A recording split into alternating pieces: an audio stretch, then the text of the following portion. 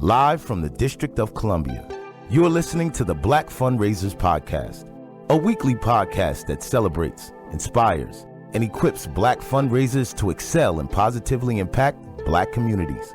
With your host, Kia Croom. Good day, good people. Welcome to Season 2 of the Black Fundraisers Podcast. I am Kia Croom, your founder and host of the Black Fundraisers Podcast, your weekly podcast that celebrates, inspires, and equips Black fundraisers to positively impact Black communities. Good people, I trust that you are enjoying your summer, wherever you may be. Our world has reopened, and it's my hope that you are enjoying some semblance of normalcy, yet remaining safe and healthy. I want to thank you for listening today. As I always say, you could be anywhere in the world in these internet streets, so I'm thrilled that you're here listening with me today. If you're new to the Black Fundraisers Podcast, let me be the first to welcome you into a growing global community of listeners and subscribers. Y'all, today is an exciting day for us here as we're kicking off our special 5-part series entitled Exploring Racial Justice in Philanthropy. As part of that series, I'm having conversations with 5 Black philanthropy executives leading high-impact philanthropic agencies that are instrumental in supporting the work of nonprofits regionally and even in some cases nationally. We're getting under the hood and examining what the philanthropy sector can and must do to better support and uplift organizations led by Black, Indigenous, and people of color, aka BIPOC-led nonprofits responding to critical issues impacting people and communities of color across our great nation. Today's guest is Susan Taylor Batten. She is the president and CEO of the Association of Black Foundation Executives, ABFE for short. And for decades, she's been challenging the philanthropy sector to be more inclusive, to be more equitable, and more generous to BIPOC-led agencies, not just in this critical moment, but for the long haul. Susan came to ABFE after more than 25 years of leadership in both the private and public sectors. Prior to joining ABFE, she served as a senior associate with the Annie E. Casey Foundation, a grant-making institution focused on child welfare. In this role, she served as staff in the Community Change Initiatives Unit and coordinated a portfolio on equity, diversity, and inclusion. In the public sector, Batten worked as a senior analyst for the U.S. Department of Agriculture, where she directed research and evaluation on food assistance programs. She also served in the government of the District of Columbia as an analyst on initiatives supporting children, youth, and families. Susan currently serves on the board at the United Philanthropy Forum and the Scott Foundation for Public Education. She is also an adjunct lecturer at the Vaudrey Center for Philanthropy at Southern University. Susan received her master's degree in social work from Howard University and her bachelor's degree in English and political science from Fisk University. Y'all, I am so thrilled to share this wonderful conversation that Susan and I had with you. I hope that it enriches you and really challenges you to consider the impact of philanthropy as it's administered through a lens of racial justice. And I honestly couldn't think of anyone better suited to have this conversation with than Susan Taylor Batten herself. Stand by as I bring Susan to the Black Fundraisers Podcast stage. Let's get into it. Hello, Susan. Welcome to the Black Fundraisers Podcast. I'm delighted to have you. It's great to be here. Thanks for having me. Thanks for joining us as part of this important conversation on racial justice and what that looks like in philanthropy. I'd be remiss not to have someone who has been at the helm of this for many, many years before it became a thing over the last 12 months, before it became a topic of conversation, what the philanthropic community should and can be doing to promote racial equity and equitable giving patterns. Susan, I like to open up with a little icebreaker activity. Tell the good people listening a fun fact about yourself, a little known fact. A little known fact about myself that I love the Caribbean. I am not of Caribbean background, but I spend a lot of time in Jamaica. And about 3 years ago, I actually opened a beach bar. And it's where I spend a lot of time and have a lot of fun meeting people from all over the world. I'm going to need to learn where this little hidden gem is. It's in the Grill, Jamaica, so you got to come on down. Okay, the last time I visited was right before the bottom fell out with the pandemic in Montego Bay. So yeah, I'm going to have to check out this little treasure. That is a fun little known fact. That's right. Sharing. I love it. Thank you. So Susan, I am aware of the work the Association of Black Foundation Executives has been doing for years in the equity space, the equity work centered on structural racism, beating the drum and holding the philanthropic community accountable for what they can and should be doing to uplift Black communities, BIPOC communities, and for the benefit of listeners, we are unabashed about our discussions of the Black community on this podcast, but feel free, BIPOC can interchange that when we're talking about communities of color. I'm aware, like I said, ABFE has been beating this drum before this alleged racial reckoning, before this was a thing. And I want to thank you and celebrate you all on your 50th anniversary. Congratulations. Thank you. It has been a continued journey of progress and struggle, I would say, but we are feeling good in the work at ABFE right now. Again, 50 years. We're taking this year to celebrate the progress that has been made and to recalibrate and to get ready for the continued fight to make this sector in particular more equitable and to get more resources to Black communities in particular. Yes, and I am all about it and support the work and am in the fight and along this journey. So, Susan, I think that it's useful to tell the audience just a little bit about ABFE's history and just kind of ground the listeners in who you are and your leadership for a moment. Great. No, I'd be happy to. As you mentioned, this is our 50th anniversary in 1971, and our mission from our founding till today is to promote effective and responsive philanthropy in Black communities. And I love to tell the story of the founding of ABFE. So if I can take a few minutes, it will give you some background about who we are. But let me paint a picture for you. It's 1971, and we are in Montreal, Canada. And we are at the business meeting of the Council of Foundations, which is the very large membership trade association of foundations in this country. And in 1971, the council at that time was all white, had an all white staff, an all white board. And at that annual meeting, in that ballroom that day, it was predominantly all white people, except for 8 Black foundation executives sitting right in the front row. And as they tell the story, making everybody a little bit nervous because they were all sitting together and they were all sitting in the front. And we were at the point in the agenda where the council was about to vote in new board members. And those 8 Black foundation leaders had done their homework.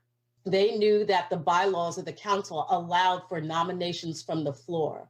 And so when they got to that point in the agenda to nominate new board members, all 8 Black foundation leaders stood up and stormed the stage and really in protest disrupted the business meeting of the Council of Foundations.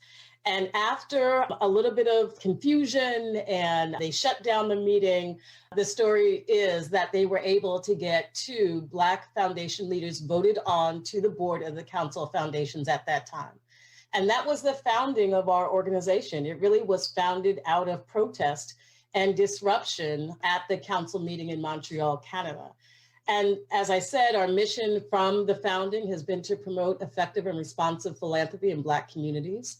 And about 10 years after us came groups like Hispanics in Philanthropy, Native Americans in Philanthropy, Women's Funding Network. The ABFE founders were actually instrumental in helping to create these other affinity groups, as they were called at that time, that have been critical to moving the issues of diversity, equity, and inclusion in this sector.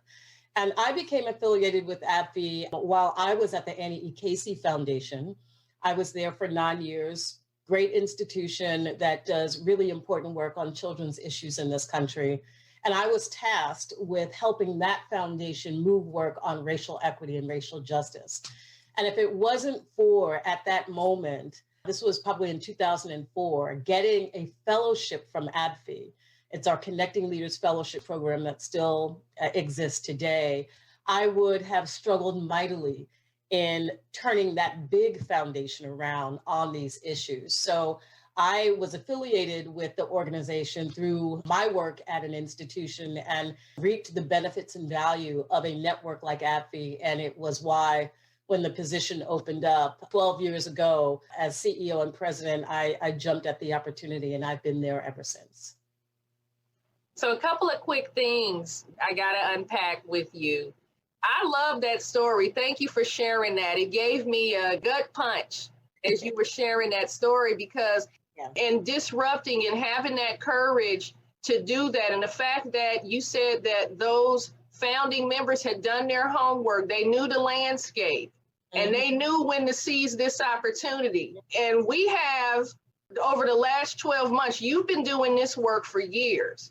I would say that we have a responsibility, a valiant opportunity here to really lean into this moment, not just for the short run, but to keep these conversations going as you've been doing. So, and while you're in good company now, that wasn't always the case. And I'm aware of that. So thank you for sharing that powerful story that really grounds us in who ABFE is and its origins. This is important history. Yeah, I love telling the story. So whenever I can, I share it. But you're right, the issue of studying the sector and the landscape, knowing when to make a move, and organizing. I mean, the ABFE founders talk about, prior to that important meeting, spending several years prior just looking for each other, flying around the country looking for other Black foundation leaders in the US. And when there was enough of a critical mass, they planned their move. And their move really has been credited with some of the earliest gains in this sector. So we're proud of that history. It's a beautiful thing. So I've been kind of stalking ABFE's library of publications over probably the last 4 years. And one that I reference often, in fact, I have this in the resource hub on my website, kiacroom.com, is the report that ABFE jointly produced with Bridgespan entitled Guiding a Giving Response to Anti-Black Injustice. For the benefit of listeners who may not have read it or be familiar with it, the document provides practical guidance for funders looking to prioritize, operationalize, and promulgate racial justice, or as a lot of people say, equity. And we distinguished something that I want you to dive into in a moment here. But in short, the document makes a really good, strong case for centering racial justice and philanthropic giving rather than equity, right? And I'd like for you to unpack those two concepts, distinguish the two, and explain why giving through a racial justice lens is so critical, especially when we think about Black-led organizations and Black-led communities, Black-led social change. Absolutely, happy to. So first, in terms of some context that I think all of your listeners know and understand, Kia, but it's important for us to say in the sector, that every indicator of well-being, we see disparities based on race, right? So whether we're talking about indicators of education, indicators of health, indicators of justice, child welfare, you name it, we see disparities based on race. And it's also important to say that those disparities, by and large, are often sort of created by policies, right? Policies in this country and practices of big institutions and systems and private institutions that accumulate advantage for whites and disadvantage and little opportunity for people of color, right? So what both concepts, racial equity and racial justice, sort of where they're similar, is the understanding that racial disparity gaps are widespread across a number of indicators of well-being, and that structural racism, i.e. policies and practices of major institutions and systems in this country, are often the culprit for the disparate outcomes that we see in Black communities and other communities around the country, communities of color in particular. When we speak of racial equity, we're talking about closing those racial disparity gaps, right? And when we talk about being in an equitable sort of environment or community or country, we talk about being in a state where you can't predict advantage or disadvantage based on race. So that's how we broadly define racial equity. And again, racial justice is concerned about closing racial disparity gaps as well. Racial justice frameworks go one step further, however, and they really lift up the importance of building power in Black communities and other communities of color, communities that are most impacted by the issues that of concern. So racial justice, we believe, is absolutely necessary to really sustain transformative change in communities around the country. I'll take, for example, issues around education and the disproportionate suspension of Black kids. Education systems, school systems can actually do the important work around racial equity to look at the policies that might be disproportionately impacting Black kids, get some input from Black families about what those policies might be, tinker and make some changes, and maybe see a change in the disproportionate suspension rate. Racial justice suggests that's important, but what's most important is that our community itself is driving the process. Our community itself has the power, the political and economic power to take on big systems, right, and drive the process so that we can sustain these good outcomes over time. So racial justice is, again, similar to equity, but it's really about building power. And when we at ABFE, our work really is about currently investing in building infrastructure for Black-led social change around the country. We're really talking about racial justice. We're talking about building strong nonprofit infrastructure that is around building power in Black communities. So that's how we see the difference between the two. Thank you for taking a moment to distinguish those two. Very important, because without that power building dynamic, there's no transformative, sustainable change. We can't count on that. So that is essential.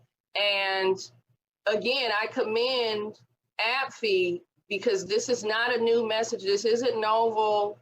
This isn't something that ABFE established a platform around over the last 12 months when we saw the corporate community affirm that Black Lives Matter and that consumerism and showing altruism to the Black community is a priority.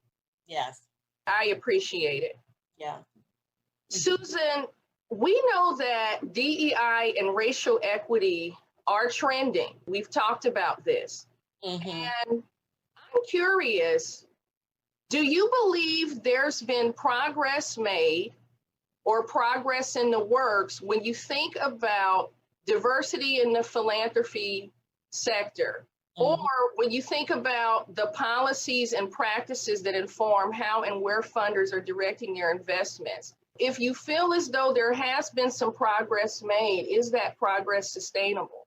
It's so interesting, Kia. I often and continue to refer to the work as progress and struggle, right? Continued progress and struggle. I'm an optimist. I think many folks in our community are optimists. I think we have to be. So yes, there's been progress in terms of diversity in the sector. We now can look at some of the largest philanthropies in this country and see Black people in the C-suite leading. I point to the Ford Foundation, the W.K. Kellogg Foundation. There has been progress. However, it's still a majority white-led sector, right? When we think about CEO and president positions, as well as trustees, and particularly the boardrooms of foundations, which are critically important and I think deserves more attention. Progress and struggle. There has been progress in terms of dollars moving to Black communities. And to your point that you've raised, particularly over the last year or two, we've seen more philanthropies begin portfolios that are, specifically targeted to Black communities and other communities of color. But the fact of the matter is we've had such a long way to go, right? It's still not enough targeting to our community. Over the last several years, the Philanthropic Initiative for Racial Equity, a group that we pay attention to closely that gives us data on the funding patterns of foundations in this sector, shows that probably anywhere between 18 to 12% of funding of foundations around the US have been targeted to people of color communities. So while we've seen an uptick over the last year or two, we know that we had such a long way to go. And we're still trying to get our hands around, the sector is really now still trying to get its hands around how much additional funds are targeted to our community. And I think over the next year, that data will come out. Again, progress and continued struggle.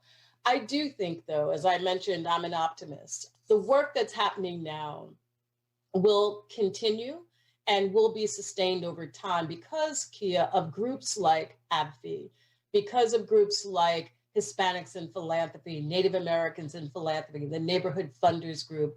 There are now more what we call philanthropy serving organizations, the infrastructure within philanthropy that actually looks to influence foundation spending. We are stronger, we are more organized and more intentional than ever before to ensure that this window that we believe is a window that perhaps will close over time, that we can sustain the progress and continue the work moving forward. A lot of work to do, but I'm optimistic that the groups that are focused on these issues like ABFE aren't going anywhere, and we are more organized and intentional about sustaining these gains. I got a question for you, but this is something that I'm particularly curious about. I shared with you that for this particular series on racial justice and philanthropy, that you are one of 4 Black female philanthropy having these conversations with me. And when I think about that, I think about Black women and I think about how courageous we are. And I'm wondering, what role do you believe women of color will play in, or simply put, what role will we play in turning philanthropy around to support Black-led organizations? First, it's important to say that people of color generally, Black people in particular, are driving the change around equity and justice in the philanthropy sector and have been, Kia, since the founding of ABFE that I mentioned. This work really has been led and driven by Black people in this sector. And it's also important to say that leadership happens, particularly Black leadership on these issues, happens throughout foundations and not necessarily just in the C-suite. We've got so many stories about Black leaders that are in the middle, and we call it leadership from the middle, that are pushing on these issues. It's my experience, as I mentioned, with my work at the Annie E. Casey Foundation. I was not in the C-suite. I was a program officer pushing with a number of other Black program officers, many of whom were Black women, from the seats in which we were sitting. And we actually have, I mentioned, a fellowship program where we bring in mid-career African Americans every year. We bring in 10 every year. It's a year-long fellowship program. And we really organize and support them to lead from the seats in which they sit. They do not have to be a VP. They do not have to be a CEO to lead from the seats in which they sit. So first, I just want to sort of double down on your point about Black people leading the charge in this work. Black women in particular. As you say, I think it is in our DNA, right? When I think about philanthropy just generally, we could go back to Harriet Tubman, to Madam C.J. Walker, right up to today with women like LaJune Montgomery Tabron, who's leading the W.K. Kellogg Foundation, or Judy Belk, who's leading the California Wellness Foundation. And there are so many others. So much so, Kia, that this year we will organize, I believe it's our 9th Black Women in Philanthropy Leadership Retreat, where we bring together Black women that are in the C-suite, in foundations around the country, to come together for a couple of days to rest, recharge, love each other, and get ready to go back and lead the tough work that we lead. So from the founders that I mentioned, Black women were in that group, to today, I think, again, it's in our DNA, and we've got so many historical figures to point to demonstrate that Black women are natural philanthropists as well as natural leaders. And I believe the success of this work, equity and diversity in the field of philanthropy, really lies on our shoulders. And the important thing is that we just got to take care of ourselves because we're working so hard at these issues. Thank you for raising that. You're absolutely right. We have to take care of ourselves. And we talk about self-care a lot because we know we run ourselves thin and we take our job so seriously. We're impassioned on a level that I don't necessarily encounter when I'm talking to people and you have a conversation, what do you do, et cetera, et cetera. I feel like I have like the dopest job ever, raising millions and millions of dollars to benefit and uplift kids growing up like I grew up in East Oakland. I agree wholeheartedly. And I want to point to something that you said that I really want the good people listening to get. Leading from where you are as the mid-level manager, whether you aspire to be a C-suite in a nonprofit agency, in a philanthropy role, whatever the case may be, there's a lesson to be learned in how to lead from that middle seat. Right. Yeah. So do not underestimate your ability, your voice. You can make a difference right where you are. I say this all the time on the Black Fundraisers podcast, bloom where you're planted. And when it's time to, when you outbloom that little pot, when got to be repotted, you go on with it and you get repot. But you where you're planted. Yes, I love that. I love that. Yeah, it's really about, life's mission, not the job or the work mission, but your personal life mission. Absolutely. And how you utilize every seat that you sit in, regardless of where that is in the hierarchy of an institution or an organization, how you use that seat to, really move your life mission. I truly believe that. Yeah. We've arrived to the point of our discussion where we get a little personal with our guests. It's our bonus question. You ready to get personal? I get in your business a little bit there. Yeah. All right. So you told us a fun fact about yourself, and that was such a fun fact. I want to know about a hidden talent. What's something that you do that you do like no one else? If you bake the best sweet potato souffle casserole, if you sew the best quilt, if you can belt a tune like Mahalia, whatever it might be, what's something you do like nobody else? I would have to say it's connected to the fun fact of being a bar owner that many people don't know, that I can make a mean cocktail, Kia. Hey! I am creative with cocktails, and it fascinates me. As I say, I spend a lot of time in the Caribbean, so I'm very sort of engaged with natural juices. And you give me some fruit and some tequila and other kinds of spirits, and I'm about the best out there. I have to agree. You can make it happen, huh? Make it happen. That's right.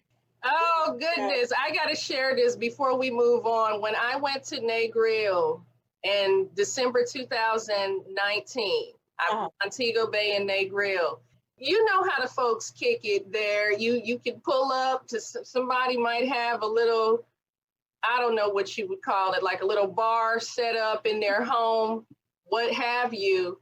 And there's a lady that has one, I can't remember her name. She was such a kind soul, right down the way from Rick's Cafe.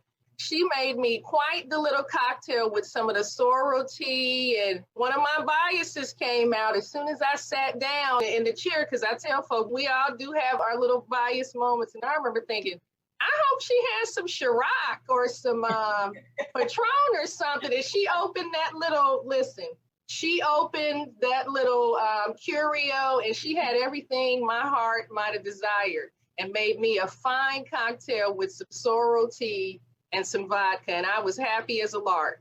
I love it. And, you painted a picture of a little bar, down the way from Rick's Cafe. And I think that's one of the reasons why I opened my place and why I enjoy it. So it really has to do with the ingenuity and the entrepreneurship of our people. And I think it is on full display in the Caribbean in particular, here as well in the United States. But one of the things I enjoy in terms of traveling around the Caribbean is just watching and learning and being amazed by the entrepreneurship of Black people in the region. And that's one way that it shows up. Every other corner or so, you've got bars and jerk centers and cook shops that exist that really are the sort of economic sort of opportunity for folks in the region. So I'm so glad that you have your escape, a place that you can go and put your feet up, but you're a servant at heart. You still trying to serve and make drinks for folks, even over in the Caribbean. I love it. And in the Caribbean, just for you to know, I'm just a proud new board member, Kia, of something called the Caribbean Philanthropic Alliance. Oh, my. There is now a group like ABFE that has formed in the Caribbean region that's about the organizing foundation leaders and donors in that area. And I am the actually only American on the board. So even while I am there enjoying the area, in my heart, as we say, Black women in our DNA is about how we organize to ensure that people of African descent around the world actually are doing better. So the Caribbean is my place of relaxation as well as continued work. Yeah. It's a beautiful thing. As we prepare to close out, Susan, I'd like to know if you have any last words of encouragement for Black professionals, young Black professionals like myself, who are really energized around equity work, whether it's equity in philanthropy or equity work in the nonprofit sector. Any words of encouragement you can offer that community? Yeah, I think three things come to mind, Kia. One is first to find your tribe, as I describe it. This work, as you know, equity and justice for Black people, for people of color, is really hard work, tough work. It's not something that is a 9 to 5 for us. It's our lived experience. So it's very emotional. And so having a peer network, a strong peer network that's in the work as well, I think is critically important. It's really, I think, the value add of groups like ABFE. Our membership of 1,000 foundation leaders and nonprofit leaders around the country really serves as a peer support network for those, so we can stay in the fight, so to speak. So that's one. The second, we alluded to, leave a legacy, know when it's time to move on, because again, being within an institution, moving this work has its benefits, but it also has challenges. We've seen people get marginalized because of their leadership on these issues. And I was saying to a group of colleagues the other day, stay long enough to influence the work, influence the organization in some way, and leave your legacy and know that it's okay to move on. and continue your life's mission somewhere else from another seat. And then the last thing I would say is this is generational work. And so we often talk about it at ABFE as being intentional about passing the mic. Always be thinking about who's coming up after you, right? That you can support and help fill your seat when you ultimately have to move on. So those are three takeaways I guess I would leave. Yeah, those are some wonderful takeaways, some real words to live by, because it is arduous work. It's good work. It's work that I'm energized about. I've had some sleepless nights. I know you have. I sure have. You've been doing it longer than I have, and I've had some sleepless nights. So those are some wonderful jewels. Good people listening. Write those, put it on your vision board or your notebook, your screensaver. Susan just dropped some serious jewels on us and some really salient points that we should hang our hats on in our commitment to doing this work. Susan, I want to thank you for stopping by the Black Fundraisers podcast. I'm going to share the documents that I frequently reference when I'm out doing my spiel on equity and philanthropy, giving guide, the document on philanthropic redlining, just some resources that I've pulled from ABFE's site. I will share the ABFE's website, and I encourage you, good people listening, to look into some of the programming that ABFE is offering, the membership structure. I'm going to check out that fellowship program myself. I learned something in talking to you. I didn't know about that. Yes. So I'm going to be a little curious and dig a little deeper. Good people listening, I hope that everybody's safe, keeping safe. I'm still wearing my mask. I don't care what anybody says. I still wear my mask, folks. So be cautious, be vigilant, and make sure you're taking care of yourselves in all that you do. And until next time, stay tuned, stay down, and keep your head up. Thanks for listening to the Black Fundraisers Podcast. Like what you're hearing? Subscribe to the Black Fundraisers Podcast on Apple Podcast, Spotify, or wherever you listen, and leave a 5-star review. Connect with Kia on LinkedIn. Hello, thanks so much for stopping by. I am Kia Croom, and I'm a fundraising professional and DEI champion. I am in pursuit of racial justice for people of color and communities of color. I'd love to explore ways we can work together to change the world.